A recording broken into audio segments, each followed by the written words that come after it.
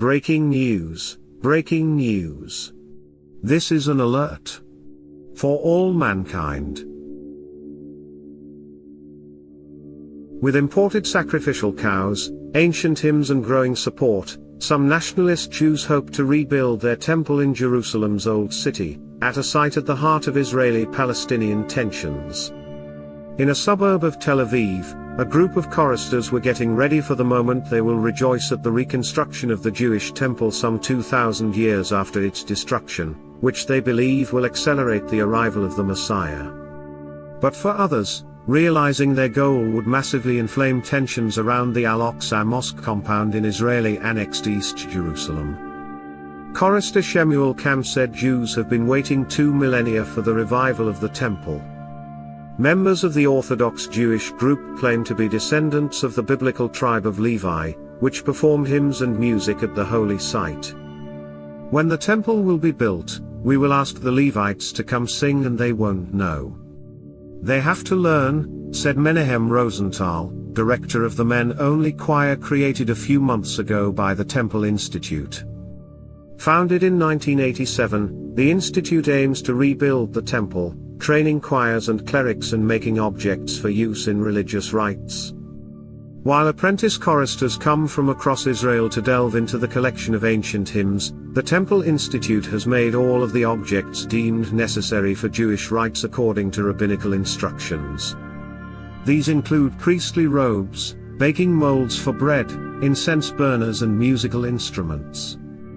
The faithful have their sights set on the large, tree-dotted compound in the heart of Jerusalem's Old City. Known as Temple Mount to Jews and revered as their holiest site, the compound has for centuries housed Al-Aqsa Mosque, the third most sacred place in Islam. Those seeking to rebuild the temple recall the former place of worship, destroyed around 70 AD during the Roman period. According to Jewish tradition, their first temple was demolished in 586 BC by then-ruler Nebuchadnezzar II at the same location. For Chaim Berkowitz, a 50-year-old Third Temple advocate, you can say whatever you want about the Muslim presence, this was the place for Jews. Since December, Benjamin Netanyahu has led a government alongside extreme right ministers who advocate imposing Israeli sovereignty on the Al-Aqsa Mosque compound. The compound is administered by the Waqf Islamic Affairs Council of Jordan, whose forces were routed from East Jerusalem in the 1967 Six-Day War. Defying the ban by top rabbis, some 50,000 Jews ascended to Temple Mount last year, according to a nationalist Israeli organization that carries the site's Hebrew name, Ha-Habait. The Jewish visitors include firebrand politician Itamar Ben-Gvir, who has also visited twice this year since becoming Israel's national security minister. The United Nations, the United States and the European Union have all pressed in recent months for the status quo to be respected at Jerusalem's holy sites. Tours by Jews of the holy compound, where only Muslims are permitted to pray, are denounced by Palestinians as a threat and an attempt to Judaize the site.